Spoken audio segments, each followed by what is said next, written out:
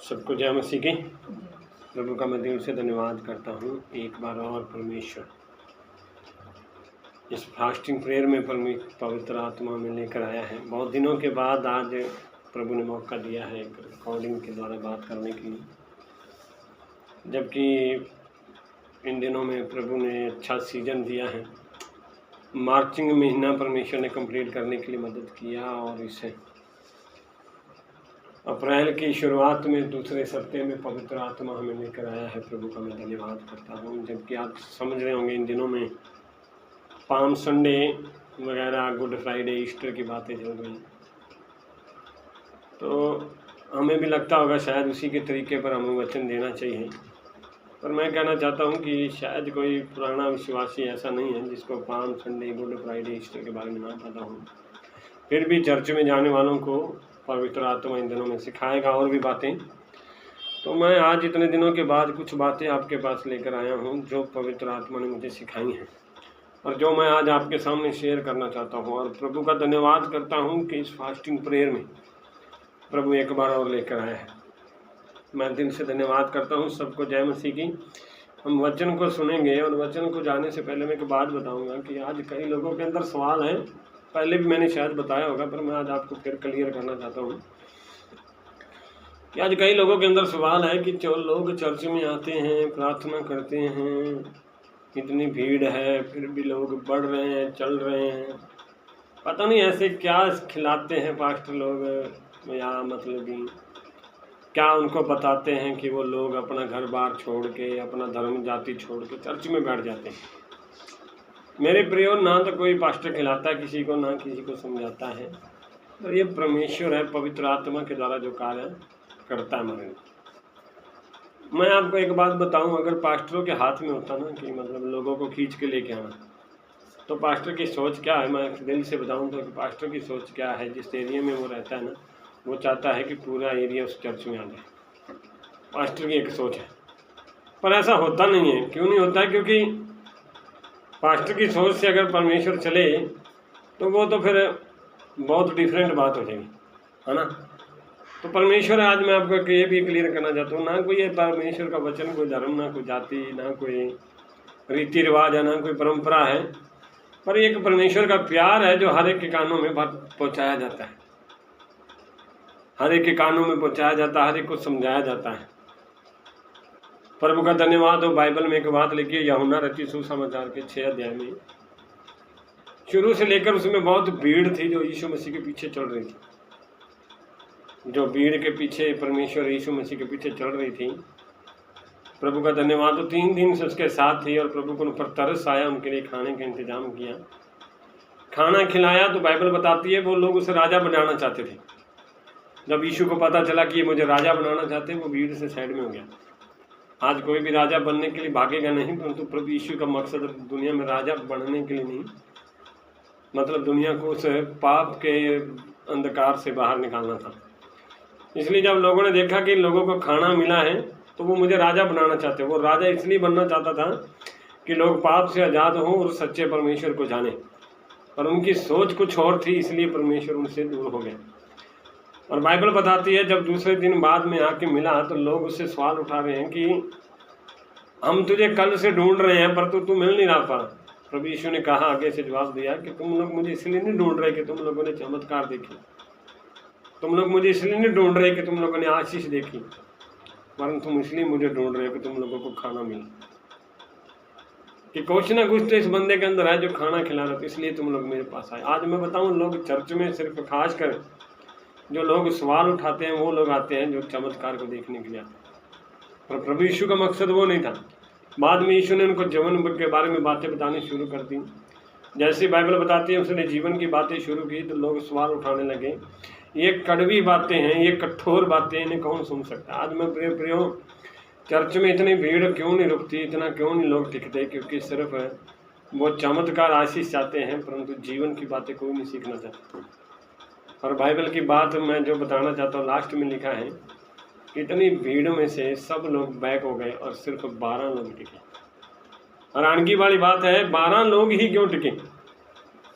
इतनी भीड़ को वचन सुनाया है, इतने लोगों को सिखाया है, तो वो 12 लोग ही क्यों टिके? बाइबल बताती है जब तक यहोवा ना बुलाए कोई उसके पास नहीं आ सकता। मैं आज आपको एक सवाल क्लियर ये करना चाहता हूँ कि जो लोग बोलते हैं ना कि पता नहीं चर्च वाले पास्टर क्या करते हैं, लोगों को कितना पैसा खिलाते हैं, कितना धर्म बदलते हैं, कितना, मेरे प्रिय वो बात नहीं है।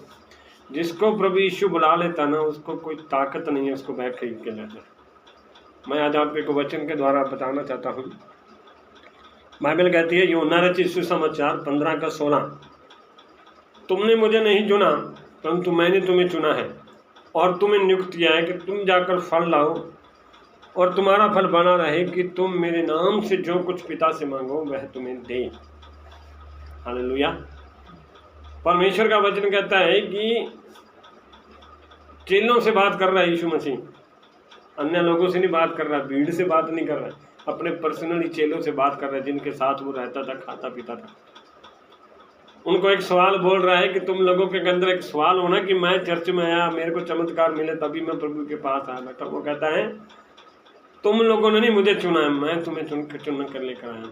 मतलब प्रभु यीशु क्या क्लियर कर रहा है कि मेरे प्रियो, अगर आज लोग चर्च में बैठते हैं, प्रार्थना करते हैं, तो उनका आने का मकसद वो नहीं होता कि उन्हें ज़रूरत होती है या उन्हें कोई लालच दिया जाता है। उनका मकसद ये होता है कि प्रभु यीशु उनके माइंड में बात बिठाता है। मैं आपको और थोड़ा क्लियर करूं तो बाइबल एक जगह लिखी है, मत्ती रचित सुसमाचार में लोग चमत्कार पे चमत्कार, आशीष पे आशीष देखे जा रहे थे। और ये ऐसी जगह यीशु मसीह गया जहाँ पर चारों तरफ लोग, यहाँ तक कि मूर्ति पूजा को इतना मानते थे कि लोग मनुष्य की पूजा करने वाले लग थे। और यहाँ तक कि उन्हें अपनी आशीष पाने के लिए अगर उन्हें अपने बच्चों की भी बलि चढ़ानी होती थी ना, तो बच्चों की भी बलि चढ़ाने के लिए तैयार थे। उनके बीच में यीशु मसीह आके खड़ा हो गया, और जैसे ही खड़ा हो गया तो चमत्कार हुए, अद्भुत अनुग्रह हुआ, लोग आशीष पाने शुरू हो गए। तो लोगों के अंदर से सवाल तो उठना दूर की बात था, यीशु ने एक सवाल पूछना शुरू कर दिया लोगों से, लोग मेरे बारे में क्या कहते हैं?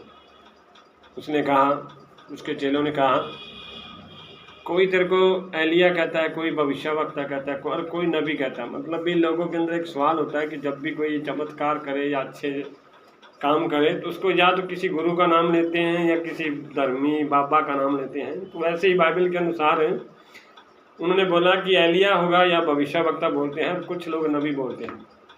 तो उसने बोला ठीक है, ये तो दुनिया का विचार है, पर चेलों से पूछा तुम लोग मुझे क्या कहते हो? उन्होंने जवाब दिया कि तू जीवते परमेश्वर का पुत्र है, यीशु मसीह। मेरे प्रियो, यीशु मसीह के पास चर्च में टिकता वही है जो पहचान जाता है कि जगत का उद्धार करता यीशु मसीह। तो बाइबल बताती है यीशु मसीह ने कहा, ये बात तेरे लहू और मांस ने नहीं प्रकट की, ये मेरे जीवते परमेश्वर ने तेरे ऊपर प्रकट की। जब तक जीवता परमेश्वर आपके अंदर वो बात प्रकट नहीं करेगा, तब तक आप चर्च में टिक नहीं सकते, तब तक आप परमेश्वर के कार्य को कर नहीं सकते। आज हम जिस भीड़ में रहते हैं, जिस दुनिया में रहते हैं, कई प्रकार के लोग मिलते हैं, खुद नहीं पता होता उन्हें, खुद ज्ञान नहीं है, कोई समझ नहीं है, क्योंकि ना कभी बाइबल पढ़ी है, ना कभी चर्च गए हैं। लोगों से सुनी सुनाई बोलते हैं, अरे तेरा गुरु तो धर्म बदलता है, तूने तो ये करते हैं, तुम लोग तो ये करते हो, अरे कमाल होगी। सवाल एक मेरा उनसे ये, मैं एक सवाल पूछता हूँ। एक भाई से मैंने बात किया, क्या कभी तूने बाइबल पढ़ी है? कह रहा ना भाई। प्रार्थना करते हो? नहीं करते। चर्च कभी गए हो? नहीं गए। फिर तेरे को कैसे पता ये बातें? मैंने तो सुनी है। क्या पता तूने सही सुनी है या नहीं? आज लोग सवाल उठाते हैं, ज्ञान बांटते हैं कि उसने ये किया, उसने किया। मेरे प्रियो, मैं एक बात बताऊं, अगर किसी के हाथ में होता ना किसी को बदलना, तो आज दुनिया के अंदर ना एक ही मनुष्य के अंडर में सारे होते हैं। इस प्रकार अगर मैं आपको एक बात बताऊं तो मोदी है, जैसे मोदी के हाथ में पूरी सरकार है, फिर भी वो अपनी मर्जी से सरकार को चला नहीं सकता। वो ऑर्डर दे सकता है, कब तक वो ऑर्डर हमारे पास आएगा वो तो कोई नहीं जानता, पर मोदी के हाथ में भी ये पूरी सरकार नहीं है। अगर मोदी भी नहीं सरकार चला सकता, हम एक मनुष्य कैसे किसी को बदल सकते हैं? बाइबल बताती है कि तुमने मुझे नहीं चुना पर मैंने तुम्हें चुना। परमेश्वर हमें चुनता है, वो हमारे अंदर कार्य करता है, वो हमारे अंदर एक बदलाव लेकर आता है, वो हमें तैयार करता है, तभी हम चर्च में आने के लिए तैयार होते हैं। तभी हम प्रार्थना करने का हमारा मन होता है, तभी हमें दूसरों से प्यार करने का मन होता है। वो कहता है कि मैंने तुम्हें चुना और नियुक्त किया कि तुम जाकर फल लाओ। फल कौन सा हमारे अंदर आता है? सोच लो, अगर हर एक मसीह व्यक्ति किसी भी जगह पर जाता है, किसी भी प्रार्थना में जाता है, तो वो बदल रहा है, तो इसका मतलब ये नहीं है कि मतलब उसको धर्म के पैसे खिलाए गए हैं। इसका मतलब ये है कि पवित्र आत्मा के फल उसके अंदर आ गए। उन्हीं फलों के द्वारा जो वो गलत काम करता था वो छोड़ चुका है।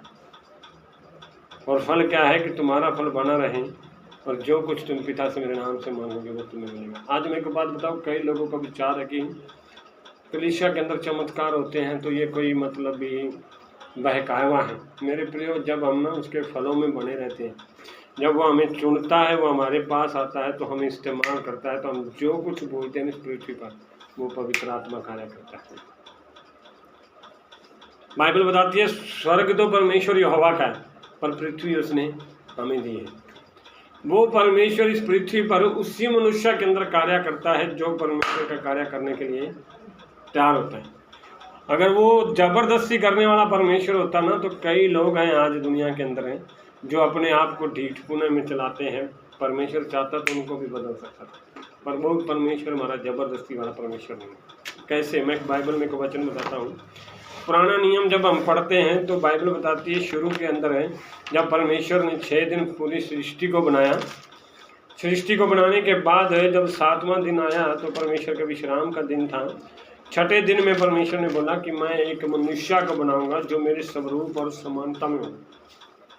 आज कई लोगों का विचार है कि मनुष्य कभी कहाँ से आया, इधर से आया, उधर से आया, पर बाइबल क्लियर कहती है कि हम परमेश्वर के स्वरूप और समानता में बनाएंगे, क्योंकि हम वो इसलिए वो हमें चुनता है क्योंकि वो अपने स्वरूप और समानता में जो हमने पाप के कारण खो दिया है वो दोबारा हमें उसमें बना सके।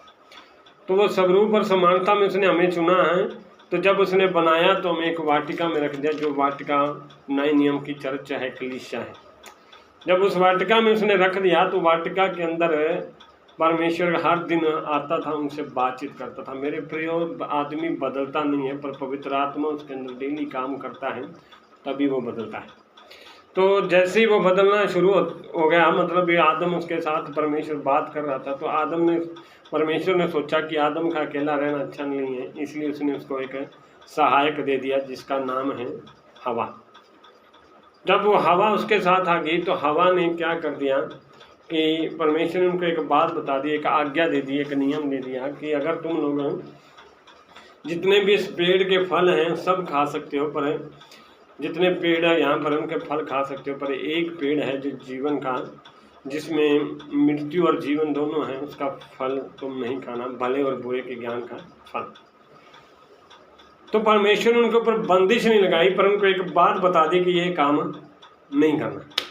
तो बाइबल बताती है कि वहाँ पर एक हवा थी जिसने ये काम कर दिया, और काम करने के बाद उसने खुद तो गलती की, आदम को भी वो गलती करने पर मजबूर कर दिया। आज कई लोग गलती खुद भी करते हैं और दूसरों को भी करने के लिए तैयार करते हैं। तो बाइबल बताती है कि उसने जब गलती कर दी तो वो परमेश्वर से छिप गया।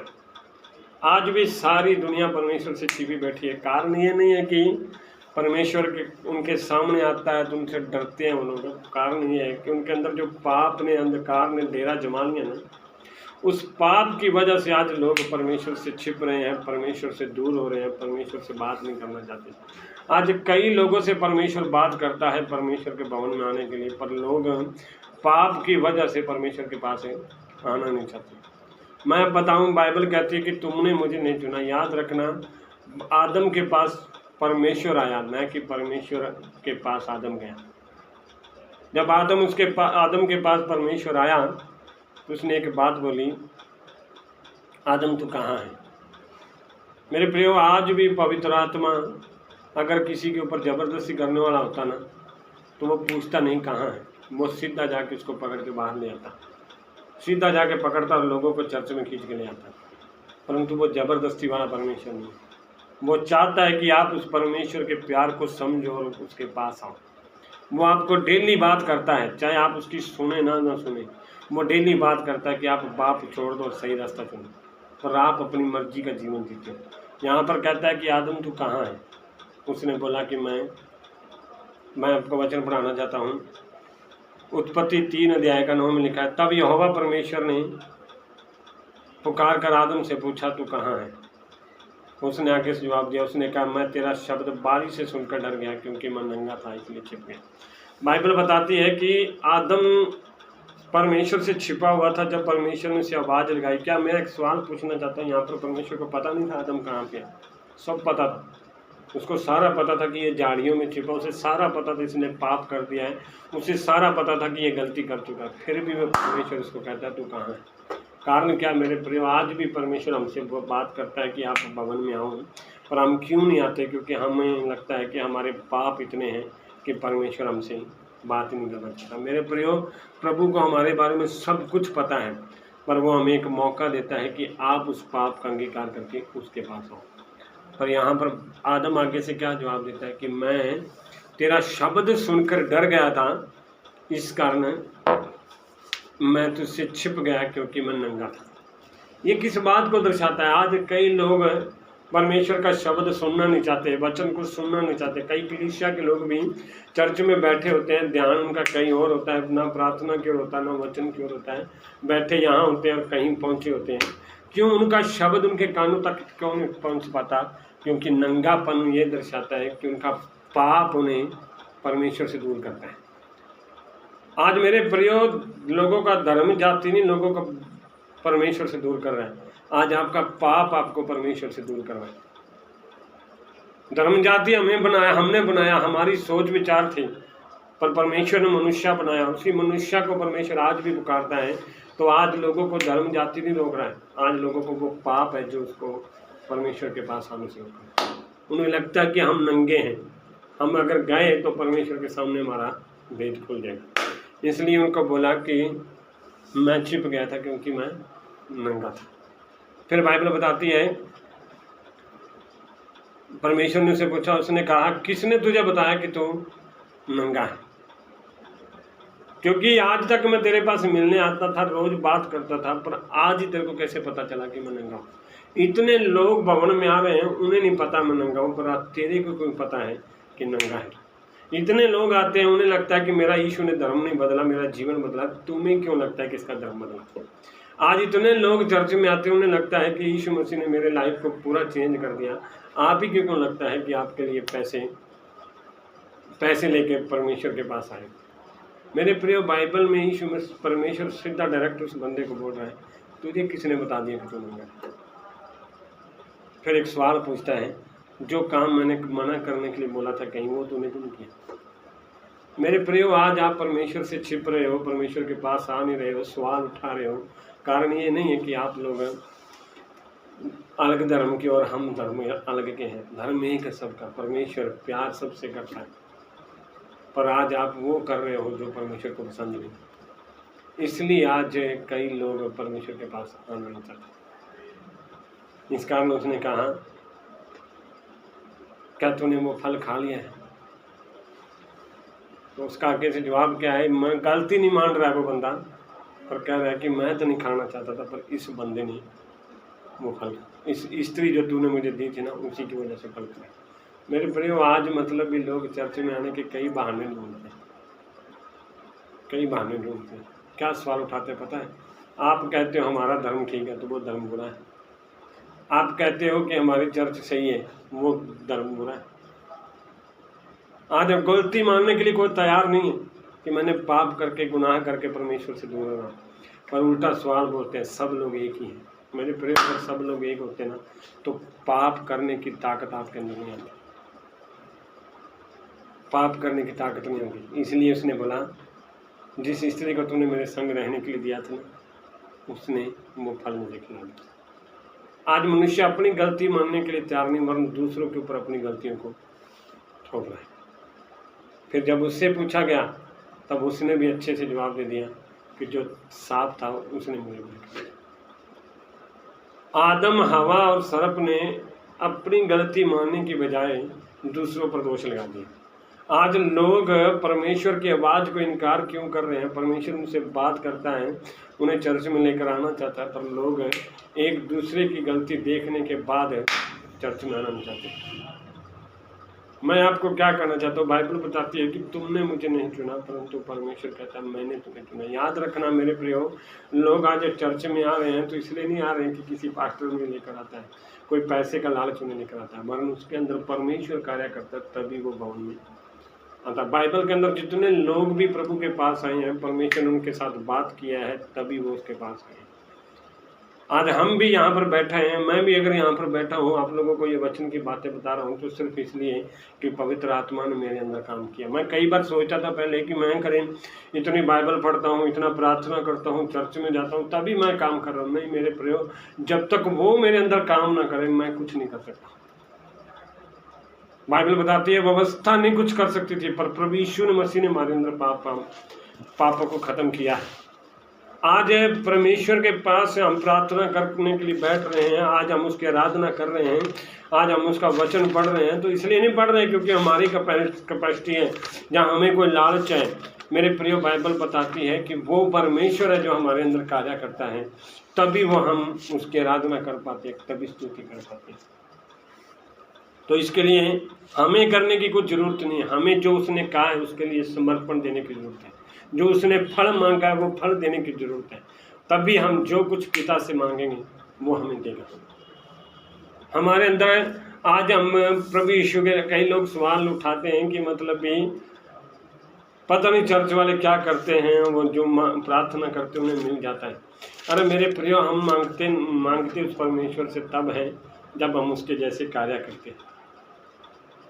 याद रखना, एक बाप अपने बेटे को तभी उसकी सारी ख्वाहिशें पूरी करता है जब बेटा उस बाप की सभी बातों को मानता है। इसलिए आज प्रभु यीशु मसीह हमारे जीवन में कार्य करता है, तो इसलिए नहीं करता कि हम लोग बड़े धर्मी हो गए, परंतु उसकी धार्मिकता हमें धर्मी बनाती है। मेरा आज का विचार क्या, मैं आज आप लोगों को क्या कहना चाहता हूँ, मेरे प्रभु यीशु ने हमारे अंदर वो काम किया। हमारी कोई कैपेसिटी नहीं थी, हमारे अंदर कोई योग्यता नहीं थी। मैं अगर आपको एक बात बताऊं तो अगर मैं ना नशे, दारू पीता था, सिगरेट पीता था, कितने मैंने गुनाह किए, कितने पाप किए हैं, मेरे अंदर ताकत नहीं थी उनको दूर करने की, मेरे अंदर नहीं सामर्थ्य थी कि मैं उससे आज़ाद हो पाता।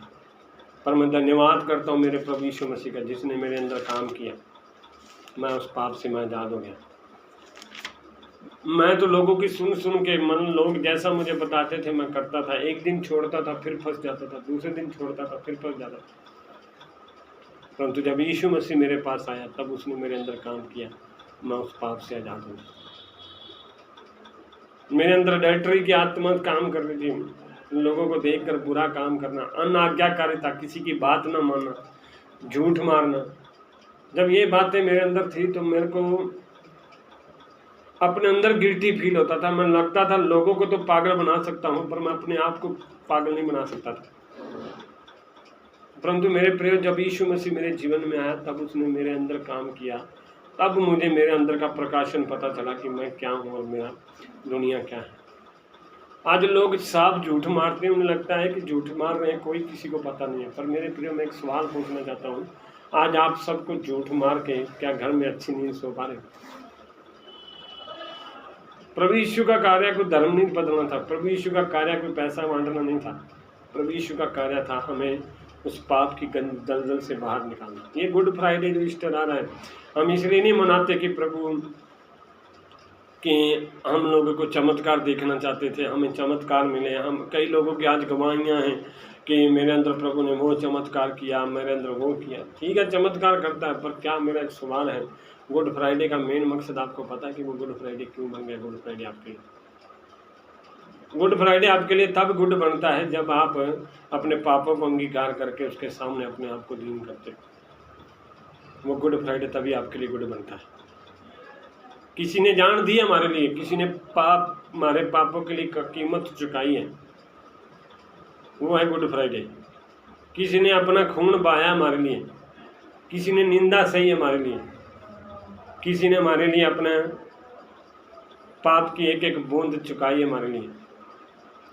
ये है गुड फ्राइडे। खुद बुरा बन गया हमें गुड बनाने के लिए, खुद पापी बन गया हमें आज़ाद करने के लिए, खुद कांटों का मुकुट ले गया हमें आज़ादी करने के लिए। गुड फ्राइडे का मकसद है कि जो हम गलतियां करते थे वो गलतियां उसने अपने ऊपर ले ली, हमारे शराब उसने अपने ऊपर ले लिया, हमारे पाप उसने अपने ऊपर ले लिए। ये हमारे लिए गुड फ्राइडे। गुड फ्राइडे का मतलब ये नहीं है कि कुछ खाना खा लिया या कुछ अच्छे काम कर लिए। मेरे प्रिय, गुड फ्राइडे का मतलब है हम ना गुड नहीं थे परंतु उसने हमें गुड बना दिया। इसलिए मैं आज आपको कहना चाहता हूँ कि प्रभु यीशु हमारे अंदर कार्य करता तभी हम कुछ कर पाते, नहीं था हमारे अंदर इतनी सामर्थ्य होती किसी को बदलने की तो हम तो चाहते पूरा शाहबाद बदल जाए, पूरा हरियाणा बदल जाए, पूरा देश बदल जाए। वो प्रभु जब ना चाहे कोई किसी को बदल नहीं सकता। मनुष्य अगर किसी को बदलना भी चाहता है तो 2 दिन के लिए, मैं बताऊँ शुरू में लोग यहाँ पर चर्च में आते थे तो जब तक मैं कहता था वो 1-2 दिन टिकते थे, कि 2 सप्ताह टिकते थे, पर बाद में भाग जाते थे। मेरे अंदर कन्फ्यूजन होती थी, मेरे अंदर सवाल उठते थे कि प्रभु ऐसा क्यों। पर एक दिन प्रभु ने मेरे को बात बताई कि मैं जब तो जितना मर्जी जोर बुला ले, जब तक मैं किसी को न कहूँगा कोई यहाँ पर टिकेगा नहीं। तो आज प्रभु जब तक किसी के अंदर कार्य न करे मेरे प्रिय, तब तक वो पवित्र आत्मा के द्वारा वो यहाँ पर है प्रभु के कार्यों को नहीं कर सकता। इसलिए आज जो एक आदमी जो भीड़ के सामने खड़ा हुआ यीशु के लिए मरने के लिए भी तैयार है, तो इसलिए नहीं कि मतलब भी उसको पैसे मिले हैं, इसलिए क्योंकि उसके अंदर यीशु मसीह काम कर रहा है, वो यीशु मसीह उसके अंदर वो बात कर रहा है, वो यीशु मसीह उसके जीवन के अंदर बदलाव लेकर आ रहा है। वही यीशु मसीह हमारे अंदर भी कार्य करता है, तभी हम उसकी महिमा कर पाते। मेरे प्रिय, जब आप उस यीशु मसीह को जान गए ना, तो मैं गारंटी देता हूँ आपके अंदर के सारे सवाल खत्म हो गए। आप भूल जाओगे कि मेरे अंदर है मैं कोई धर्म था, कोई जाति थी।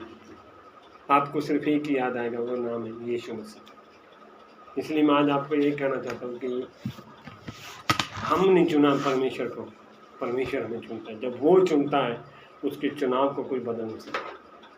परमेश्वर आपके इस वचन के द्वारा आशीष करें। सबको जय मसीह।